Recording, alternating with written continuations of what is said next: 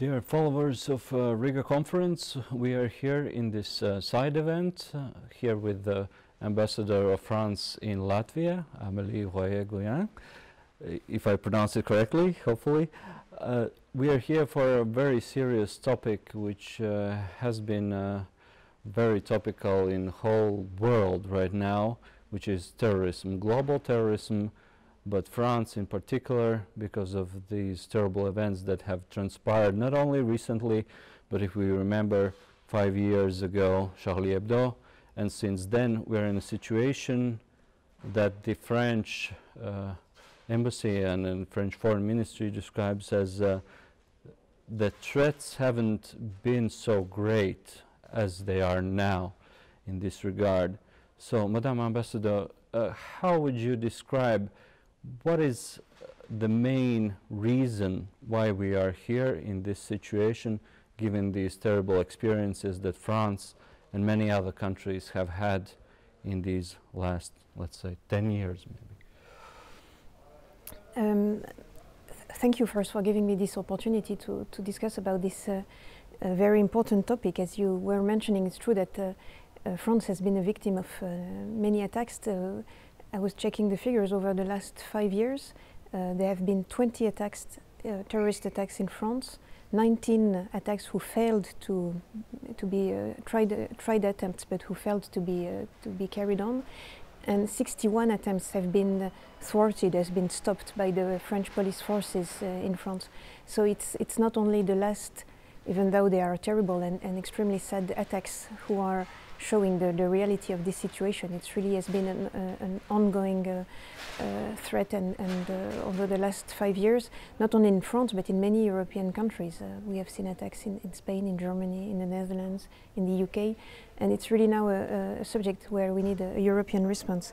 So we believe, since when you think about what was the situation 5 years ago, you had these two terrorist organizations, Al-Qaeda and Daesh, who were at the moment fighting, trying to establish a territory. They wanted to have a territory where Sharia law would be established and would be a sort of brewing grounds for terrorism. A very strong European action also prevented this from happening, and they have not been able to organize themselves on their own territories. But they are still very present. They are present clandestinely, they are present underground, they are present online, on the internet, and they are still spreading this ideology of death, and they are still trying to attack what is at the core of our societies, our European values, our European way of life. So indeed there is a very strong feeling of emergency and strong cooperating between European nations to fight against this terror. Ideology of death, that's a strong word. Do you feel that really, as you mentioned, the internet era and the digital era has pushed these ideas forward, and that is one of the main reasons why we are in this situation? And how can we combat this in the World Wide Web and the social media that is so important right now? Yeah, internet is a space of freedom, it's a space of creativity, it's a space of social life, and if we want to keep it this way, we have to make sure that it's also a space of security. And that's why we have very high on our agenda this question of fighting hate speech online. We have seen recently in the attack in France, in Conflans-Sainte-Honorine, where the teacher Samuel Paty was attacked. We have seen a very direct link between the hate speech that was directed towards him on social networks and the fact that a terrorist decided to go into action and kill him in this most horrible way. So we think fighting hate speech on the internet really is a priority. We have been working a lot inside the EU to have this new regulation on the removal of hate speech on the internet. It's been, so far the text has been pushed forward. It's now at the stage of what we call trilogue with the European Parliament, and we really hope it will be a reality in the coming weeks. It has three main points. First, the possibility to remove extremely quickly hate content from the internet. It has to be done within 1 hour. If you remember, in the Christchurch attack in New Zealand and also in this Conflans-Sainte-Honorine attack, very quickly after the attack, some content, some images were broadcasted, and they were shared on a massive scale. And we believe that's also something that's precisely the aim of the terrorists, is to make their acts seen and broadcasted all over the world. So we believe, first of all, we have to have mechanisms so that this hate speech can be removed by the internet platforms extremely quickly. Then we also believe that each state has to have its mechanism so that they can do this action very quickly and on their own, and without having a very heavy and long, procedure and mechanism, because being able to act swiftly is really the key point.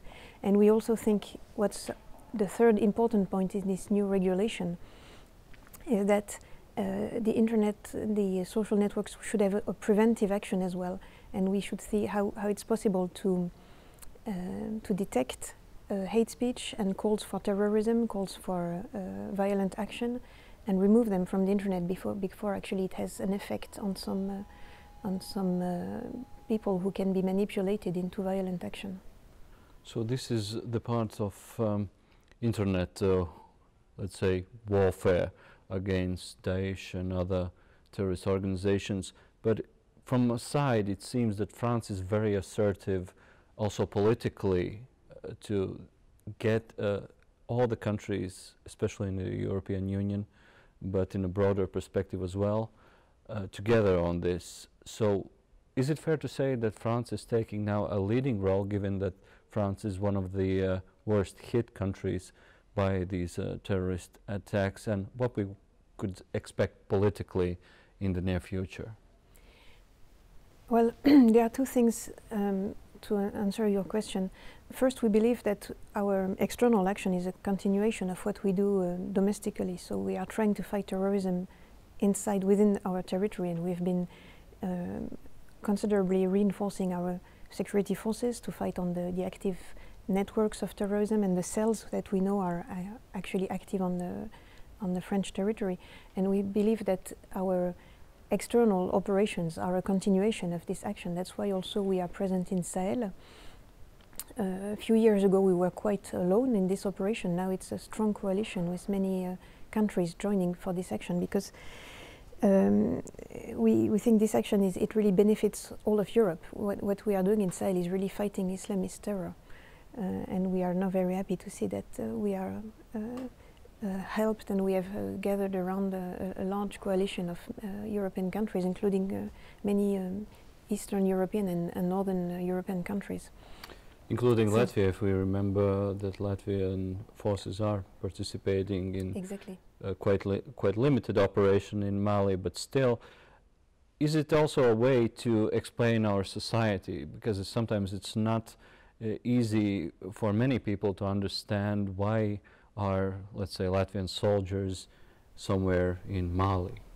Exactly. If Latvian and French soldiers are in Mali, it's directly to fight terrorism, and it's to prevent these terror attacks from happening on the Latvian soil and in the French soil. And it's really also I think it's a very important thing to underline, that this operation in Mali is really in the continuity of what we're doing inside our nations to protect the citizens, and we are fighting for them in Mali. It's really the direct continuation of security policies that we have on our own territory. You were mentioning also the action of France. We also want to, because it's true we have been under attack, we also want to propose to introduce some new regulations, and the French President Emmanuel Macron will make some proposals at the next European Council in December on reinforcing the Schengen system, because we have seen that very often some terrorists have been entering illegally the EU territory, and Schengen is a wonderful. It's one of the most extraordinary success of the European Union when you come to think of it. When you come, that younger generation believe it's completely natural to just have this complete freedom and mobility between the countries. It was not always the case, and it's a great success in terms of political will and in terms of freedom for our citizens. But it has also to preserve their security. So we believe we have to step up borders control in the outside of the Schengen zone, because at the moment there are still some threats and people introducing themselves with terrorist intents on the European soil. So we will have some proposals next December at the European Council to step up these external borders. We have done so in our internal borders at the moment in France, because we are at the highest level of emergency, what we call vigilance attentat. It's the highest level possible in terms of watching over terror attacks. But we believe there is something to be done, and the European response has to be very resolute. It has to be quick, and we have been working on it already. Yesterday, I don't know if you've seen, the 10th of November, there was a meeting in Paris between President Macron and the Austrian Chancellor Sebastian Kurz, whose country has also suffered an attack very recently. And they have been meeting in Paris and meeting also online with their German and Dutch counterparts and the head of the Commission and the Council of the European Council to discuss on European response to terror attack. And I think there is a very strong common will to act now and to act quickly and strongly against terror. So yes, we are now speaking about military and policing actions, border controls, but at the same time it feels to me that this is also a question about fighting for hearts and minds of the French people, and to that extent to a broader community, because it seems that many Muslims in the whole world and in France as well have seen this recent terrible attack also as an attack on their values, because France is protecting their own values, which includes secularism and the freedom of speech. So how do you convince the French citizens who are of Muslim faith that the French way is the correct way when we see these protests emerging in the Muslim world? You're right. France has a large number of citizens who are of the Muslim faith. It's the second religion in France, and we believe it's an asset. It's something we inherited from our history, from our geography, and as we value diversity, we believe having a diverse religious faith in our nation is a strength and an asset. And definitely, it has to be clear that Islam is welcome in France. Islam is not the enemy. Islamism is the enemy, and it has to be very clear. And there were a lot of distortion of what President Macron has said. We are worried about what we are calling separatism. It has been misunderstood in many places where it was thought it's an attack on the freedom of religion, but it's absolutely not. It's just very clear in France what our system of secularism is maybe a bit complicated, because we like very complex systems, and we love discussing them. But how can I explain this? You know, our country has been built upon the way France has built itself was to organize a common space for citizens, and this common space was built outside of religion. So from the beginning of the creation of the French nation, it was clear that our common public ground, what we called res publica, la République, was built by removing people from their religion and creating a common space for everybody. And religious beliefs are something private that you are entirely free to follow, but the state is not recognizing any religion, is not encouraging any religion. It's entirely the personal freedom of each French citizen to believe or not to believe, and to believe in the faith he or she wants. So we think the accent in France must be on religious freedom. You are absolutely free to believe in what you want, as long as it's within the law, within the public order. Which means also that some, what the president called separatism was, for instance, some extreme religious teachings, teaching children that little girls were not the equals of little boys. This cannot be in France, because the basis on which our society is built, recognizing the equal the equality between man and woman, so that there is no room for this type of teachings that are against the law in France. And it has to be clear that the words of President Macron were not directed at Islam, but at Islamism and those who want to use it to break the unity of the French people. So we have had this problem of very strong public opinions reacting over the world. Mostly they reacted on words that were distorted, that were cut, that were manipulated. It's another example of how disinformation and manipulation on the internet can lead to extremely violent reactions over the world. But we want to be very clear that France is a country of religious freedom.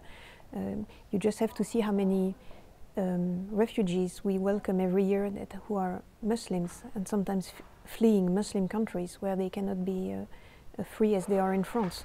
So it's certainly a very strong point for us that all religions are welcome in France, but there can be no freedom if there is no common rules and a respect of public order. And there is another missing part, if you will, from this story that has been a problem in the whole Europe, and especially recently, as you mentioned, the refugee crisis and the rise of Islamism in many parts of the world has also given a rise to European nationalism and also terrorism, as you mentioned already, Christchurch and other attacks that were racist attacks in essence. So how do you deal with this problem at the same time when you have to deal with these internal problems of trying to get people of all faith on the same page on the French understanding of public life? You're right. It's really certainly the most difficult point, because it has to be constantly reaffirmed that first, as I was saying, Islam is not a problem. Islamism is our enemy, but Islam is not at all. And that you always have people who are trying to amalgam. No, I'm looking for the right word in English.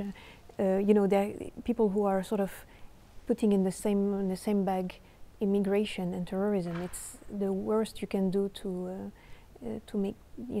make this hate speech flourish on the internet. And we really want to make sure we can get everybody to agree on common rules, each with their own religion or absence of religion, each with their own belief.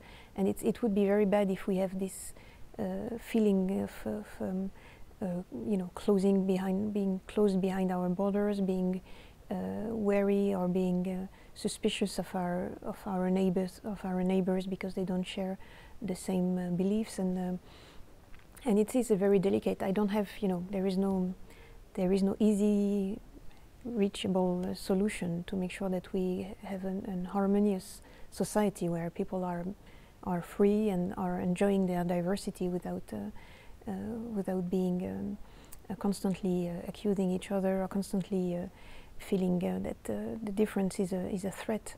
But it's not an easy. It's certainly something that's extremely difficult, because we have to fight terror with all our strength, but we must not create another type of hate to answer hate with hate, because then it's a sort of fatal gear of hatred, and we will not be able to get out of it. We have to say we're pre-recording this in this very symbolic day, 11th of November, which is significant, as many know, in many countries, and in Latvia and in France. As I understand, you would also have a message to you want to give in this very symbolic and important day for whole Europe. Yes, today as we are talking, it's the 11th of November, and I think all over Europe it's an important day.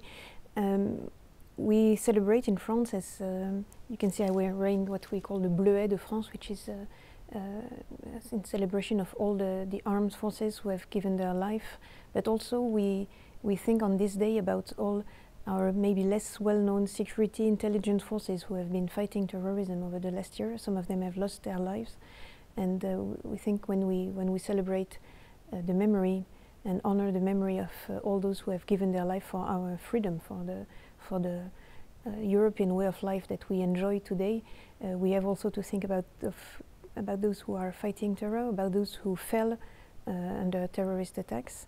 In France, over the last 5 years, 263 French people have been victims of terrorism, and it's also a day where we can remember those who are fighting against this threat all over the world. Very significant day indeed. Thank you very much, Aurelie Royet-Gounin, Ambassador of France in Latvia. Thank you for the conversation, and looking forward to discuss these issues, as you mentioned, both in Europe and bilaterally in the coming days, weeks, and unfortunately, I guess we have to say years and years. Thank you for your invitation.